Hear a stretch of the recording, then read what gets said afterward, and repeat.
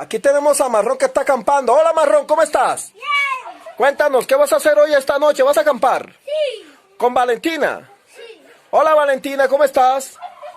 Salude, hola. ¿Me permite entrar? Sí. Oh, ¿y aquí van a pasar toda la noche Marrón? Sí. Ah, con Valentina. Sí. Oh, Valentina, wow. Suscríbete si me quieren ver acampar, vean el siguiente capítulo de Relajo con Marrón. Oh, ok. No te olviden de ver el siguiente capítulo de Relajo con Marrón acampando. Ok, chao, chao, chao. Chao. Espera. Suscríbete, dale mucho like a este video si le gustó. Dale el botón rojo y quien quiera la campanita. Adiós.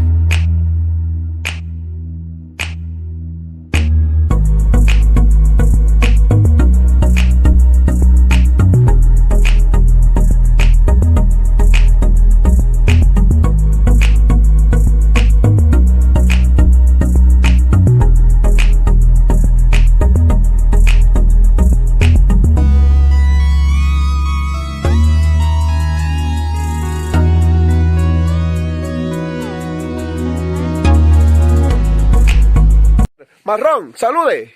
Vale. ¿Qué va a hacer Marrón? Ay, que tenemos una fogata. Oh, Marrón. Hola Marrón. ¿Qué más Marrón? Bien. Oh, aquí tenemos. Oh, pero qué llamarada Marrón. Hola Marrón, ¿cómo estás? Bien. Buenas noches Marrón. Marrón, ¿qué vas a hacer ahorita? Voy a quemar los malvaviscos. Oh, vamos a ver. Ah, es que allá está la fogata. Ah, ok, Marrón. ¿Y van a dormir toda la noche ahí, Marrón? Marrón, ¿van a dormir toda la noche? Sí, pero yo resolví dónde dormir. Hoy chance. Oh, A la derecha. ok. Ah, ¿va a dormir ahí? Sí. Oh, esta es la carpa. Venga, despídanse entonces de los suscriptores, despídense, que ya van a dormir. Entren y despídense. Cómenselo, despiden. Chao. Suscriptores, chao, hasta luego. Chao. Para un próximo capítulo, despídase. Chao. Chao, cómenselo. ¡Wow! Nos vemos hasta pronto. Chao, chao, chao.